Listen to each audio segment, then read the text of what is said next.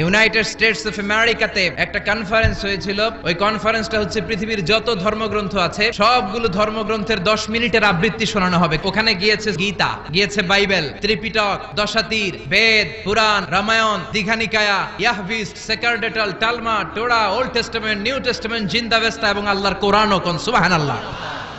এই কনফারেন্সের উদ্দেশ্য হচ্ছে এইটা চেক করা কোন বইয়ের আবৃত্তিটা বেশি সুন্দর লাগে। সব ধর্মের শায়েকরা, গুরুরা, ধর্মনানকরা আর ফাদাররা আর কারীরা বসেছে বিচারকের সামনে। একটা গ্রিন বাটন, একটা রেড বাটন। প্রথমে ডাকা হয়েছে শ্রীমত ভগবত গীতা। 10 মিনিট পড়েছে, পড়ার পরে বিচারক রেড বাটনে প্রেস করেছে, সময় শেষ, নেমে গিয়েছে। সব ধর্ম গ্রন্থের আবৃত্তি এবং তেলাওয়াতের পরে সর্বশেষে মুসলমানদের ধর্মগ্রন্থ কোরআন আবৃত্তি করার জন্য ডাকা হয়েছে। এসেছে মিশরের কারি আব্দুল বাসিত ইবনে আব্দুস সামাদ। উনি দাড়ি রাখেন না, ক্লিন শেভ, পাতলা একটা চাদর আর জুব্বা পরে চলে এসেছে মাইকের সামনে। এসে আউযু বিল্লাহি মিনাশ শাইতানির রাজীম বলে